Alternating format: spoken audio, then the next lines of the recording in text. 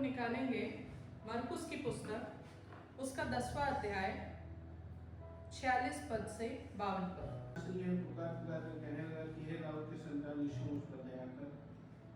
बहुतों ने उसे डांटा कि चुप रहे, पर वह और भी पुकारने लगा कि हे दाऊद के संतान मुझ पर दया कर। तब यीशु ने ठहरकर कहा, उसे बुलाओ। और लोगों ने उसे अंधे को बुलाकर उससे कहा, ढाढ़स बाग, उठ, वह तुझे बुलाता है। वह अपना कपड़ा फेंक कर शीघ्र उठा और यीशु के पास आया। इस पर यीशु ने उससे कहा, तू क्या चाहता है कि मैं तेरे लिए करूं? अंधे ने उससे कहा, हे रब्बी, यह कि मैं देखने लगूं। यीशु ने उससे कहा, चला जा, तेरे विश्वास ने तुझे चंगा कर दिया है। और वह तुरंत देखने लगा और मार्ग में उसके पीछे हो गया। आमीन। ये बताता है हमें ये वचन, और ये घटना तब की है जब यीशुआ अपने अंतिम जो क्रूस में बलिदान होने जब जाना था, उसको उस मार्ग में था। वो यीशुआ उस मार्ग में था यरूशलेम की ओर। और यहाँ पे लिखा हुआ है कि वह यरीहो में आए। और यरीहो मेरे प्रियो, हम जानते हैं पुराने नियम के हिसाब से एक सिंबॉलिक सिटी जिसको माना जाता है, और जो एक जगह पे बताया गया है, एक पुराना आपका पास एक परिवर्तन करने वाला एक शापित मार्ग के लिए उसको बताया जाता है। और ये यहाँ पे जब यीशु उस जगह पर आया, और वहां पे जब आप पढ़ेंगे ना पुराने नियम का यहोशू की पुस्तक में 6:26 में, तो वहां पे यहोवा परमेश्वर ने बोला था कि इस जगह को कोई फिर से ना बनाए, और वो यहोवा के सामने शापित ठहरेगा अगर उसको फिर से डेवलप करता है तो। लेकिन उस स्थान में यीशु प्रवेश करते हैं, और जिस समय यीशु प्रवेश कर रहे हैं उस जगह पे, तो वहां पे वो ऑलरेडी वेल डेवलप्ड हो चुका है। वहां पे व्यापारी हैं, वहां पे बहुत से लोग हैं, क्योंकि हम जानते हैं यीशु जहां पे भी आया गया उसके पीछे भीड़ की भीड़, उसके पीछे भीड़ की भीड़ आ जाती थी। कभी वो अकेले नहीं, 12 लोग के साथ नहीं, अकेले नहीं। हम जानते हैं, 2 उदाहरण मैं दूंगी जिसके लिए बताया गया है कि यीशु के पीछे इतनी भीड़ थी कि कभी 5000 कभी 4000 को वो खाना खिला रहा है। हालेलुया। वो उस जगह पे जब यीशु आया है तो वो वहां पे बता रहा है कि कोई भी ऐसा स्थान नहीं है हमारे जीवन में जहां पे यीशु प्रवेश नहीं कर सकता। कोई भी ऐसा श्राप नहीं, कोई भी ऐसा बंधन नहीं, कोई भी ऐसा पास्ट नहीं, कोई भी ऐसा एडिक्शन नहीं जिसको यीशु हमारे जीवन में प्रवेश करके छुटकारा नहीं दे सकता। हम आपको जिस स्थान में जरूरत है, आपके लाइफ में, आपके सिचुएशन में, जिस पॉइंट में आपको जरूरत है, I mean to say, जहां आपको लग रहा है कमी है, आप कहीं रुक गए हैं, कोई ठहराव है, तो गुड न्यूज इज कि यीशु खुद वहां से आता है, और आप अगर उसको पुकारेंगे तो वो आपके सुन के रुकेगा भी। आज के मेरे मैसेज उसका शीर्षक ही है कि वह विश्वास जो यीशु को भी मजबूर कर देता है रुकने के लिए, क्योंकि वो अपने एक मार्ग में था। यीशु वह अपने जिस योजना के लिए वो आया था, वो योजना पूरी करने वाले वो मार्ग में था, है ना। और यहाँ पे जब हम बर्तिमाई की बात कर रहे हैं तो उसमें क्या हम वहां पे क्या बता रहे हैं बर्तिमाई के विषय में? एक तो वो अंधा है ना, वो अंधा है। सिर्फ शारीरिक अंधेपन की बात नहीं है ये। आज हम अपने देखेंगे तो सिर्फ शारीरिक अंधेपन की बात नहीं है ये आपको आत्मिकता के तौर पे भी बताता है। उसके लाइफ में फिजिकल उसको हीलिंग चाहिए थी, उसको एक आईसाइट चाहिए थी। वो वहां पे वचन कहता है कि वो मार्ग के किनारे पे बैठा था। और यीशु कौन है? यीशु मार्ग है, और जो मार्ग के किनारे में रुका हुआ है और वो चल भी नहीं रहा है मार्ग के किनारे। देखिए, वो मार्ग के किनारे में बैठा हुआ है, मतलब वो कहीं पे रुक गया है, वो आगे नहीं बढ़ पा रहा है। उस दूसरी बात, वो अंधा है। लेकिन अच्छी खबर यह है कि इतने लोगों ने वहां पे यीशु की बात करी थी, तो उसने यीशु का नाम सुना था। उसको विश्वास था कि कोई तो है दाऊद की संतान जो यीशु नाम की, जो मुझे चंगाई दे सकती है। और जब यीशु ने उसकी आवाज सुनी, एक बार में सुन ली क्या? नहीं। कैसे पता? क्योंकि यहाँ पे लिखा हुआ है कि जब वो चिल्ला रहा था वो जब चिल्ला रहा था ना तो बहुत से लोग उसको चुप कराते थे, बहुत से लोग चुप करा रहे थे। और मैंने उदाहरण आपको दिया, जब 4000 5000 की भीड़ थी यीशुआ के पीछे में, हमेशा होती थी, शायद उस समय ज्यादा हो, लेकिन 4000 की भीड़ में भी अगर एक व्यक्ति किनारे से चिल्ला रहा है तो क्या कितना आसान है क्या?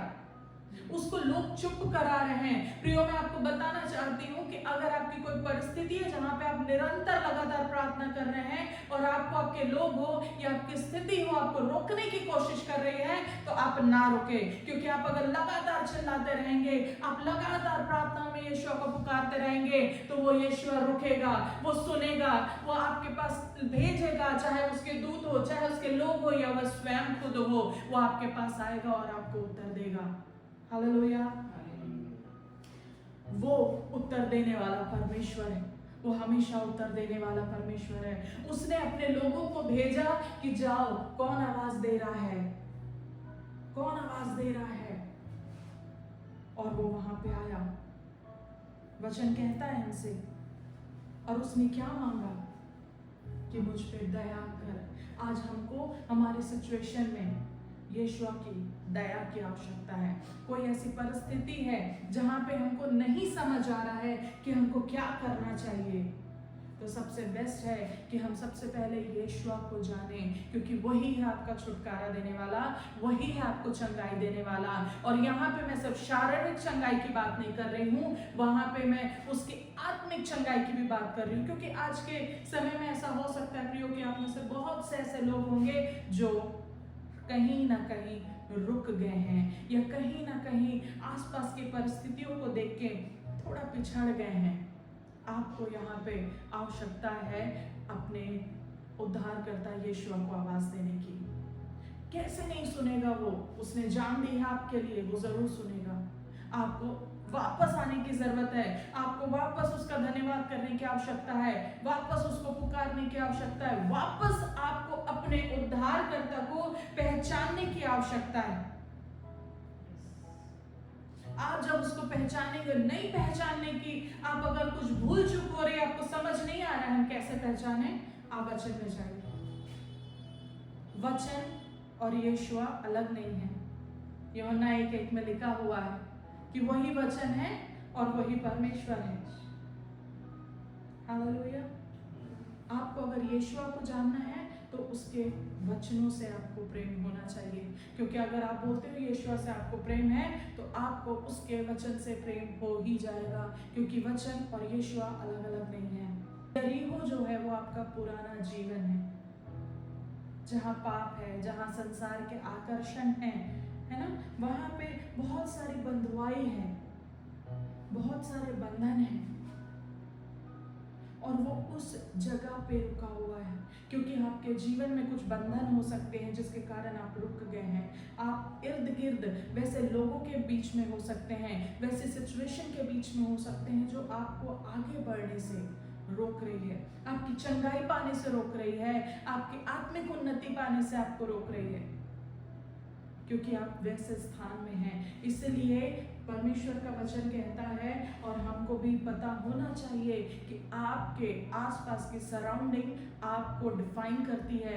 आप कैसे लोगों के साथ हैं, आपका विश्वास। अगर आपके पास आप अविश्वासियों के बीच में हैं जो हमेशा नकारात्मक बोलते हैं, आपकी सोच विचार नकारात्मक हो जाएगी। लेकिन वो एक अंधा भिखारी जो रोड के साइड में बैठा हुआ है, उसने कहीं ना कहीं से सुना होगा, क्योंकि वो आंधी और हवा ने उसको नहीं बताया, उसने कहीं ना कहीं सुना होगा, और उसने सुन के उस पर विश्वास किया, क्योंकि वो अंधा था, वो देख नहीं पा रहा था कितनी भीड़ है।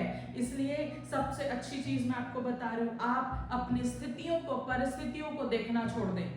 आप, क्योंकि उसको नहीं पता था 5000 है, आप और मैं अगर रहते जो देख रहे हैं 5000 लोगों की भीड़ है, 4000 लोगों की भीड़ है, तो हम खुद ही अपने मन में सोच लेते कि अरे मेरी आवाज वहां तक कहां जाएगी, क्या मतलब है मुझे आवाज देने की, वहां तक मेरी आवाज नहीं पहुंचेगी। इसलिए कई बार अपनी परिस्थितियों में अपनी आंखों को बंद करें और अपने आत्मिक मन को और अपने आत्मिक कान को खोल के रखें। उसको सिर्फ ये पता चला कि यहाँ से यीशुआ जा रहा है, और उसने वहां किनारे से बैठ के चिल्लाना चालू किया कि हे दाऊद की संतान, मुझ पर दया कर। हमको दया की आवश्यकता है, क्योंकि वो दया करने वाला परमेश्वर है, आपकी प्रार्थनाओं को सुनने वाला परमेश्वर है। और आप किनारे में क्यों ना हो, आप किनारे में क्यों हैं? क्योंकि आप मार्ग में नहीं हैं। आप मार्ग में कैसे आएंगे? जब यीशु आपके जीवन में आएगा, क्योंकि वो सत्य मार्ग और वही जीवन है। आप जीवन के साइड में हैं, वो रुका हुआ सा जीवन है, आप सही मार्ग में नहीं आ रहे हैं, इसलिए आप बगल में हैं। और वो ठहराव वाला जीवन बताता है, एक साइड में रुका हुआ। अंधा, अंधा क्या दर्शाता है? आत्मिक अंधापन। हमको नहीं पता, हम बस खड़े हो गए हैं, किस जगह हमको जाना है हमको नहीं पता। हालेलुया। रोड के साइड में बैठना आपके उद्देश्य से आप भटक गए हो, ये दर्शाता है। जो आपका उद्देश्य है आपके जीवन में, जो आपका दौड़ है, जिसके लिए आप दौड़ना शुरू किए थे, वो आप कहीं ना कहीं ठहराव आ गया है, आप उद्देश्य से भटक गए हो। आपको वापस अपने उद्देश्य में आने की जरूरत है प्रियो, आपको वापस आना चाहिए। रोड के साइड में बैठना, अंधापन होना, उससे और दूसरा क्या आता है पता है? आप दूसरों पर निर्भर हो जाओगे, क्योंकि अंधे को कोई ना कोई मार्ग दिखाएगा, खुद नहीं देख पाएगा। हालेलुया। और हमेशा अगर आप किसी पे निर्भर होते हो तो आप कहीं ना कहीं थोड़े से टूट जाओगे, थोड़े डिप्रेस हो जाओगे। आपको लगेगा निराशा, निराशा, अकेलापन, अरे मुझे जरूरत है, अरे मुझे कहीं जाना है, मुझे कोई चाहिए, मुझे कोई मेरे लिए कोई प्रार्थना कर दे, मेरे को कोई उस जगह लेके चले, मेरे लिए कोई मेरे को उठा दे, कोई मेरे लिए पका दे, कोई मेरे लिए खिला दे, कोई मुझे लेके चले। हमको क्या जरूरत है? ये आंखें खुलने की आवश्यकता है हमारी। हमको जरूरत है ये आंखें खुलने की। कौन खोल सकता है? कोई मनुष्य नहीं। कोई व्यक्ति आपके लिए एक बार प्रार्थना करेगा, 2 बार प्रार्थना करेगा, मैं बोलती हूँ रोज प्रार्थना करेगा, लेकिन आपको भी स्वयं प्रार्थना करना सीखना है। आपको भी अपने उद्धारकर्ता को जानने की आवश्यकता है, ताकि आपकी खुद की स्वयं की अंधेपन की आंखें, आपकी आत्मिक अंधेपन खुल जाए। आपका आत्मिक अंधापन खुलेगा तो आप अपने मार्ग को वापस पहचानोगे, वापस अपने मार्ग में आ पाओगे और उस दौड़ को वापस दौड़ोगे जिसके लिए परमेश्वर ने वादा किया है कि दौड़ ऐसी दौड़ो कि आप अपने जीवन का मुकुट प्राप्त कर सको। जिसने आपके जीवन में वो उद्देश्य को आरंभ किया है ना, वो अंत करने में भी विश्वास योग्य है, लेकिन आपका काम है वो मार्ग के किनारे से वापस मार्ग में आना। हालेलुया। पद 47 क्या कहता है? वह यह सुनकर कि यीशु नासरी, वह यह सुनकर कि वो यीशु नासरी है, पुकार पुकार कर कहने लगा। सिर्फ उसने सुना कि वहां से यीशु नासरी जा रहा है, वहां से यीशुआ जा रहा है, और उसके पास वो एक मौका था, वो एक मौका है। शायद आपको लग रहा है कि आपको होप नहीं है, लेकिन प्रियो मैं आपको बताना चाहूंगी, एनकरेज करना चाहूंगी कि आपकी वो लास्ट प्रेयर, आपकी वो लास्ट वॉइस आपके प्रार्थनाओं का उत्तर ला सकती है।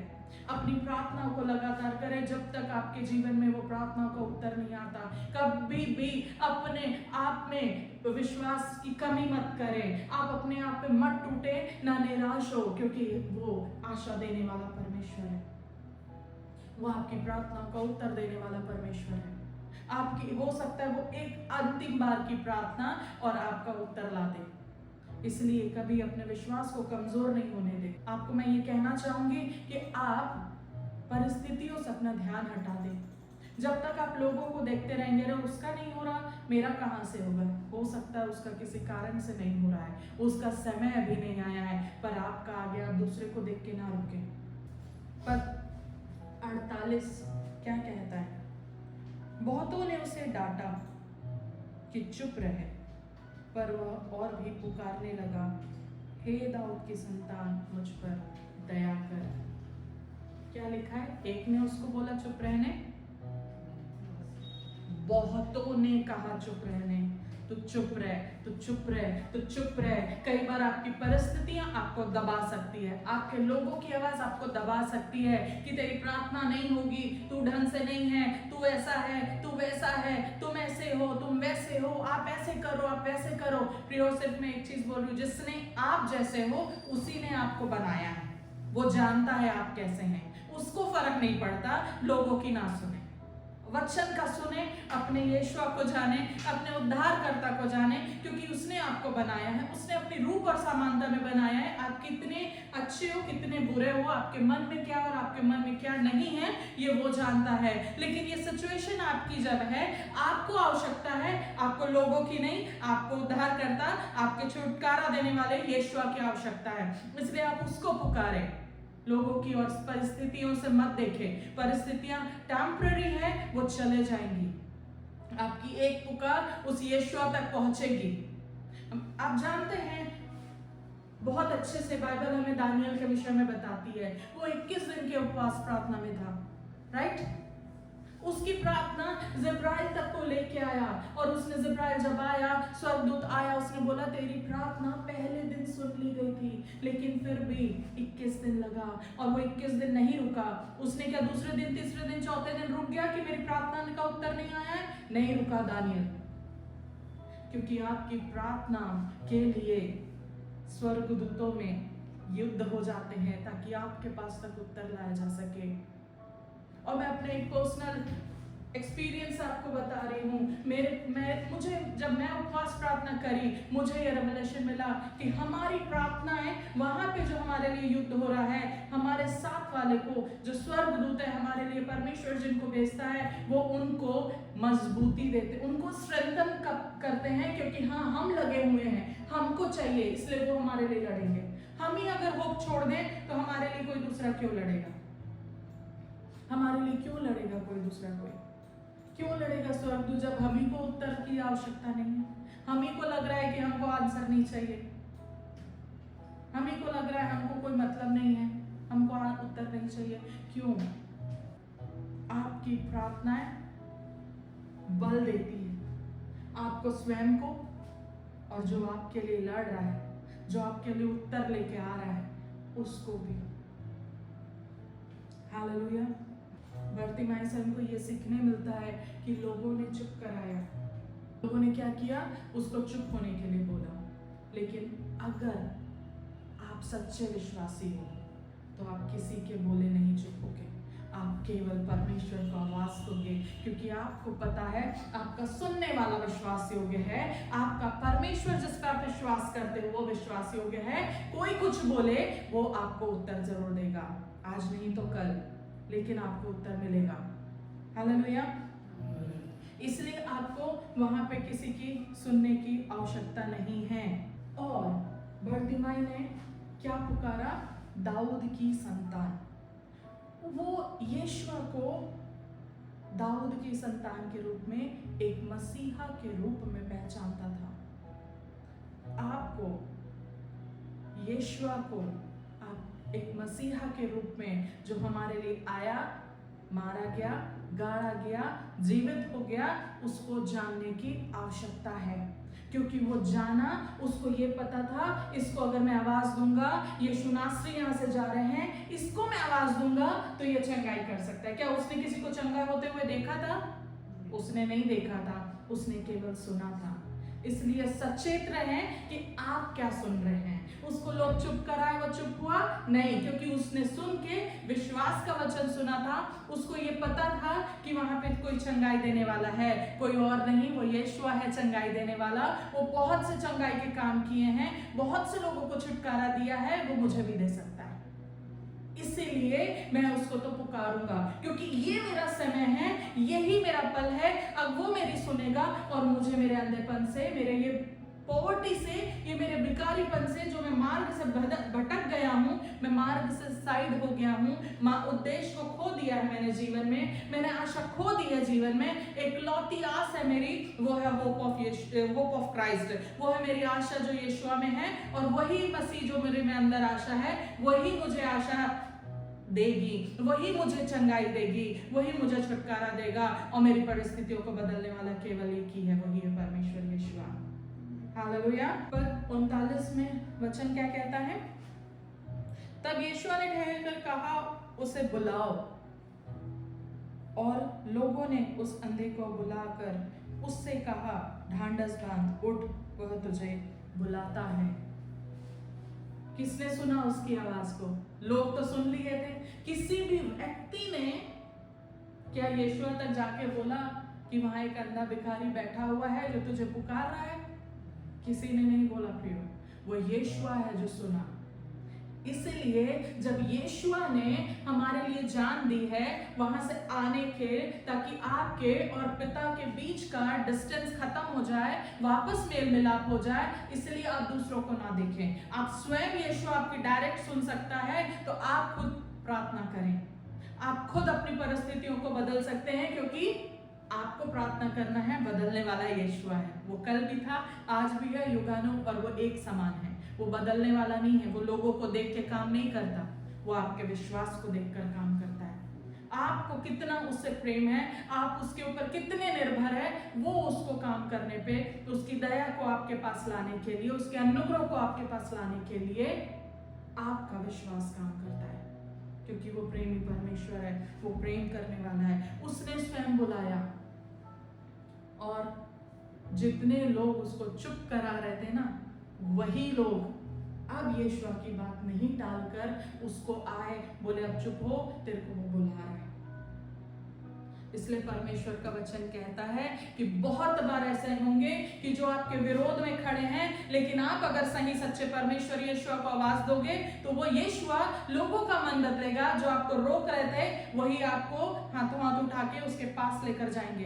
कितने लोग होंगे जो उसके पास नहीं गए होंगे, लेकिन यीशुआ ने आपको नाम लेकर पुकारा और बोला उसको मेरे पास लेकर आओ। वो व्यक्तिगत रूप से उससे बात किया, वो व्यक्तिगत रूप से उससे पूछा कि तुझे क्या चाहिए। उसने बोला मुझे चंगाई चाहिए। बोला उसने, पद 50 में लिखा हुआ है कि वह अपना कपड़ा फेंक कर शीघ्र उठा और यीशुआ के पास आया। उस समय जो लोग अंधे होते थे, जो लंगड़े होते थे, जो कुछ काम नहीं कर सकते थे, उनको एक पर्टिकुलर जगह दे दी जाती थी कि अब यहाँ पे आप बैठो। जो अंधे थे, उनके पास रोजी रोटी के लिए कोई काम नहीं था, इसलिए उनको एक कपड़ा दिया जाता था और उस स्थान में उनको बैठा दिया जाता था। वो जो भीख मिलती थी, उसी से उनका जीवन चलता था। लेकिन यहाँ पे वो कपड़ा, आपको लगेगा कि नॉर्मल एक कपड़ा था, उठा के फेंक दिया, लेकिन उसने चंगे होने के पहले वो कपड़ा, क्योंकि यीशुआ ने उसको बुला लिया, उसने आवाज सुन ली किसी के थ्रू कि तेरे को बुला रहे यीशुआ, उसने चंगाई पाने के पहले अपना कपड़ा उठा के फेंक दिया, क्योंकि उसका विश्वास मजबूत था। उसको पता था अब मैं यीशुआ के पास जा रहा हूँ, तो मेरे को अब दोबारा इस परिस्थिति में नहीं रहूंगा, मेरे को चंगाई पूरी मिल जाएगी, मेरी परिस्थिति अब बदल जाएगी, अब मैं वो गरीबी में नहीं रहूंगा, मुझे दोबारा भीख नहीं मांगना पड़ेगा, मेरे को जो चंगाई चाहिए वो मैं प्राप्त करके रहूंगा। हालेलुया। और उसके बाद 51 पद में लिखा हुआ है कि जब वो आया उसके सामने, यीशुआ डायरेक्ट रूबरू बात कर रहा है। सोचिए कितने आनंद का विषय है कि यीशुआ फेस टू फेस बात कर रहा है। जो एक साइड में बैठा हुआ था, उसके लाइफ में होप नहीं था, वो होप में आ गया। आज वो जिसको एक बार पुकारा और वो वहां पे जिसके बारे में सिर्फ सुन रहा था, वो, इसलिए बोलते हैं प्रियो, एक एनकाउंटर यीशुआ से आपका जीवन बदल सकता है। लेकिन क्या आप पुकारने के लिए उसको रेडी हो? यीशुआ सुनने को रेडी है, क्योंकि और उसको वापस सुनने के लिए आपको रेडी और तत्पर रहना बहुत अनिवार्य है। वचन कहता है, इस पर यीशु ने उससे कहा, तू क्या चाहता है कि मैं तेरे लिए करूं? अंधे ने उससे कहा, हे रब्बी, यह कि मैं देखने लगूं। रब्बी मतलब एक टीचर, एक गुरु को बोला जाता है। वो उसको एक गुरु, एक टीचर, एक शिक्षक के रूप में बोल रहा है, और वो उससे पूछ रहा है यीशुआ कि तुझे क्या चाहिए। क्या यीशुआ को नहीं पता? यीशुआ को नहीं पता वो नहीं देख सकता? यीशुआ को पता है वो अंधा है, क्योंकि वहां पे सब लोग जानते थे वो अंधा है। उसको लेके आने बोला था यीशुआ, नहीं तो जो अगर वो देख सकता तो यीशुआ डायरेक्ट बुलाता इधर आ, लेकिन उसको यीशुआ ने बोला था लोगों को कि जाके लेके आओ। मतलब वो जानता था। वो जानने के बाद भी वो बोल रहा है, वो पूछ रहा है यीशुआ कि तुझे क्या चाहिए। इसलिए प्रियो, मैं आपको बोलूंगी कि कई बार ये क्वेश्चन ना करा करें कि परमेश्वर तू नहीं जानता क्या मेरी परिस्थिति, तुझे दिख नहीं रहा क्या, आपको दिख नहीं रहा क्या मैं कौन से सिचुएशन में जा रहा हूँ, कौन सी परिस्थितियों में मैं चल रही हूँ, आप सुन नहीं रहे हो क्या मेरी प्रार्थना है? प्रभु सब जानता है, सब सुनता है। कोई भी ऐसी चीज नहीं, आप जो सांस ले रहे हो ना, आपके मन में जो चल रहे हैं ना, जब आप आंसू बहाते हो ना, उसकी सबकी भाषा वो जानता है। आप जितना बोलते नहीं हो उससे ज्यादा वो जानता है। वो आपके अंदर वास करता है। कैसे नहीं जानेगा आपको, आपकी परिस्थिति को, लेकिन उसके लिए वो एक सद परमेश्वर है, एक परफेक्ट टाइम का परमेश्वर है। उसे कंप्लेन करना छोड़ के डायरेक्ट बोलो। वो अंधे भिखारी ने उसको गले नहीं लगाया वहां पे, उसने पूरा अपने जीवन काल की परिस्थितियां नहीं बताई, उसने डायरेक्ट पॉइंट टू पॉइंट बात करी और उसने बोला कि रब्बी मैं देखना चाहता हूँ, मैं चंगा होना चाहता हूँ। उतनी ही बात है कि आपको डायरेक्ट बोलना है, आपको डायरेक्ट अपने पॉइंट में आके बात करना, उसको पूरा पास्ट प्रेजेंट फ्यूचर नहीं। आप जो परिस्थिति में हो, आप जो सिचुएशन में हो, जहां पे आपको चंगाई चाहिए, इसलिए हमेशा हम कहते हैं कि आप जिसको चंगाई चाहिए पर्टिकुलर वो वचनों को निकाल के उसके अकॉर्डिंग आपको प्रेयर करना है। जिसको छुटकारा चाहिए उसको वो पर्टिकुलर वचन निकाल के आपको प्रार्थना करनी चाहिए। किसी व्यक्ति को किसी तरीके से या किसी व्यक्ति को किसी के तरीके से आप नहीं कर सकते। आप भी प्रार्थना कर रहे हो सैल्वेशन के लिए और आपको हीलिंग चाहिए, आपको हीलिंग चाहिए। आप हीलिंग के स्क्रिप्चर्स को आप कोट करोगे, आप परमेश्वर, आप ये बोलोगे कि यीशु के कोड़े खाने से मैं चंगा हूं, ना कि मैं वहां पे ये प्रार्थना करूंगी कि यीशु ने 5000 लोगों को खिलाया। हमको डायरेक्ट बोलना आना चाहिए, हमको डायरेक्ट अपनी परिस्थितियों में निरंतर लगे रह के साफ सुथरा अपने मन को प्रयोग। मैं यहाँ ये बताना चाह रही हूँ कि उसका मन साफ था, उसने साफ सुथरी बात कही, उसने गोल मोल करके बात नहीं कही। उसने बोला मैं अंधा हूँ और मैं देखना चाहता हूँ। नहीं, उसने बोला रब्बी मैं देखना चाहता हूँ। उसने ये भी नहीं बोला कि मैं अंधा हूँ, उसने ये बोला कि मैं देखना चाहता हूँ। ये बताता है आत्मिक अंधेपन को भी। कई बार हम आत्मिक तौर से अंधे हो जाते हैं। आत्मिक तौर से अंधे होना का मतलब ये है जब हमें मार्ग नहीं मिल रहा है ना आगे जाने का। क्यों? क्योंकि हम अपना पुराना जीवन नहीं छोड़ रहे। उसने अपना वो कपड़ा लेके नहीं आया था कि मैं चंगा हो जाऊंगा, मैं देखने लगूंगा तो वापस जाके वहीं बैठूंगा। नहीं, उसने अपना पुराना जीवन को त्याग दिया। उसने अपना पुराना जीवन को त्याग दिया। वो रेडी था अपने न्यू जीवन में, अपने नए लाइफ में एंट्री लेने के लिए, क्योंकि उसका एनकाउंटर किसी व्यक्ति से नहीं, उसका एनकाउंटर यीशु से हुआ जो उस लाइफ को बदलने के लिए रेडी था। वो अपने पुराने जीवन में कभी लौट के जाना भी नहीं चाहता था और आप भी नहीं जाना चाहेंगे, और आपकी वो परिस्थितियां भी वैसी नहीं रहेगी। आपकी परिस्थितियां भी यीशु के नाम से बदल जाएंगी। आमीन। और क्योंकि यीशु ने सुना और यीशु ने उसको बोला कि चला जा, तेरे विश्वास ने तुझे चंगा कर दिया है। वह तुरंत देखने लगा और मार्ग में उसके पीछे हो लिया।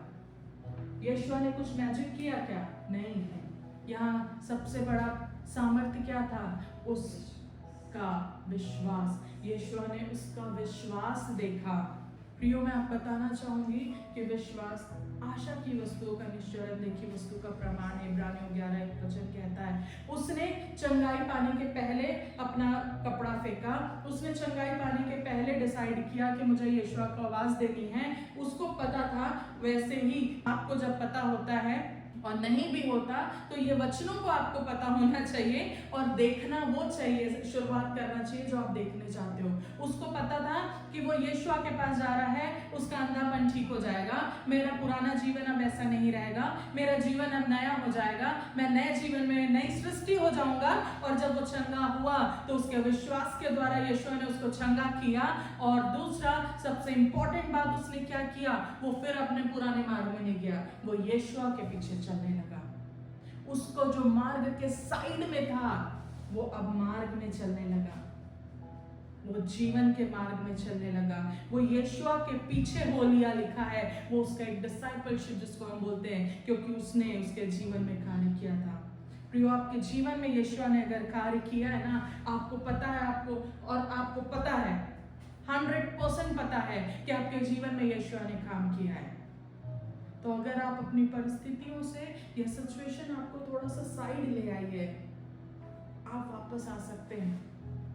आज के मैसेज से मैं विश्वास करती हूँ कि जितने लोग साइड में हैं, जितने लोग रुक गए हैं, जितने लोग को ऐसा लग रहा है कि हम पीछे रह गए हैं, वो वापस मार्ग में आ सकते हैं। वापस आपको पहल करने की आवश्यकता है, क्योंकि यीशु आपका इंतजार कर रहा है ऑलरेडी आपको आंसर देने के लिए, ऑलरेडी आपको चंगाई देने के लिए, ऑलरेडी आपको छुटकारा देने के लिए। जिसने जान दे दिया आपके लिए, वो सब चीज करने के लिए आपके लिए तैयार है, लेकिन पहल आपने करनी है। एक बार आप वापस बुलाइए यीशु को, एक बार वापस अपनी स्तुति आराधना प्रार्थना में आप बैठिए और अपनी समस्याओं को एक बार फिर से प्रार्थना में लेके आइए। आपकी परिस्थितियां बदल जाएगी यीशु के नाम से। आमीन। आज के इस विषय से हम 4 चीज सीखते हैं प्रियो। पहला कि आप अपने यरीहो को पहचानिए, है ना। वो आपके सारे पुराने बंधन को जो आपके लाइफ में है, या पाप को जो आपको रोक रहे हैं, वो आपके लाइफ का यरीहो है। जो बंधन है, जो पाप है, जो एडिक्शन है, या कोई ऐसी बुराई है जो आपसे छूट नहीं रही, वो आपके लाइफ का आपके यरीहो है जो आपको आगे बढ़ने से रोक रहा है। दूसरा, आप मार्ग के किनारे में मत बैठिए, विश्वास के साथ आप यीशु के पास आइए, आप यीशु को पुकारिए। तीसरा, जिस प्रकार से बर्तिमाई ने अपना पुराना कपड़ा को छोड़ दिया था, वैसे आप अपना पुराना मनुष्यत्व को आप छोड़ दीजिए और नए मनुष्यत्व को पहचान के आप आगे बढ़िए। अपनी आदतों को आप बदलिए। जो यीशु को कुछ भी आप काम करें, आप ये सोचें क्या मेरे यीशु को ये पसंद आएगा या पसंद नहीं आएगा, उसके अकॉर्डिंग आप काम करना चालू करें। और चौथा, जब यीशु आपके जीवन में आता है, एक एनकाउंटर आपके लाइफ में यीशु के साथ होता है, तो आपकी जो आवश्यकताएं हैं वो जो पूरी हो जाती है, तो वहाँ रुकना नहीं है, जबकि वहाँ से आपके मेन लाइफ का स्टार्टिंग पॉइंट है। क्योंकि वो उस बर्तिमाई को जब चंगाई मिली तो वो वापस पलट के अपने जीवन में नहीं गया, वो पलट के वापस नहीं गया, वो गया किसके पीछे? यीशु के पीछे। तो अगर आपकी नीड्स फुलफिल करता है, अगर परमेश्वर आपकी नीड्स को यीशु ने फुलफिल कर दिया है, पूरा कर दिया है, आपको चंगाई, छुटकारा, आर्थिक तंगी या कोई भी ऐसी समस्याओं में आप अगर थे और उसने आपकी समस्याओं का समाधान आपको दिया, होपलेस सिचुएशन में होप दिया, और जब कार्य हो गया तो धन्यवाद दें और उसके पीछे आप बन जाएं। आप यीशु को अपना टीचर, अपना गुरु बना के उसके पद चिन्हों में आप चलने लग जाएं, क्योंकि यीशु ही मार्ग है, वही जीवन है, वही सत्य है, वही ज्योति है, और आपको वो आगे तक आपकी दौड़ को पूरी करने में वो मदद और सहायता करेगा। आमीन। आइए हम प्रार्थना में जाएंगे। परमेश्वर पिता, हम आपका धन्यवाद करते हैं। पिता, हम कई बार अपने जीवन के मार्ग के किनारे बैठे रह जाते हैं प्रभु जी, भय से, पीड़ा में, दर्द में, तकलीफ में। हमको लगता है कि अब हमारे जीवन में कोई आशा नहीं है, लेकिन प्रभु आपका वचन कहता है जब आशा नहीं होती तो आप हमारे लिए आशा बन के आते हैं। यीशु, हमारे अंधेपन को आप ज्योति में बदलने वाले परमेश्वर है, क्योंकि आप ज्योति हैं, आप हमें मार्ग में लाने वाले परमेश्वर है। हम आपकी ओर ताकते हैं। आज एक बार फिर से हम आपको पुकारते हैं यीशु। जहाँ हम रुक गए हैं, जो गड़बड़ियाँ हमारे जीवन में हैं, जो पुराना मनुष्यत्व है, उसे आज हम खारिज करते हैं अपने जीवन से प्रभु। हम उसे फाड़ के फेंकते हैं और नए मनुष्यत्व को पहनते हैं। आज हम पवित्र आत्मा को अपने जीवन में आमंत्रित करते हैं। हम यीशु आपको आमंत्रित करते हैं हमारे जीवन में, ताकि आप हमारा जीवन बदल दें। पवित्र आत्मा की अगुवाई में हम चलने वाले हो जाएं। अब हम पुराना सा जीवन नहीं, वरन जैसा वचन कहता है वो नई सृष्टि में बदल जाएं प्रभु, और हम आपसे आपके लिए जीने वाले, आप में आनंदित रह के, आपकी शालोम शांति के साथ, आपकी दया और अनुग्रह पाके आगे हम बढ़ते चले जाएं प्रभु, और हम वो जीवन का वो मुकुट पाएं जिसका वादा आपने किया है प्रभु। हम आपका धन्यवाद करते हैं। हमारी मदद और सहायता करें ईश्वर इस दौड़ को पूरी करने में। धन्यवाद पिता प्रार्थना को सुनने के लिए। धन्यवाद पवित्र आत्मा हम लोगों की मदद और सहायता करने के लिए। इस प्रार्थना को मैं अडोनाई यीशु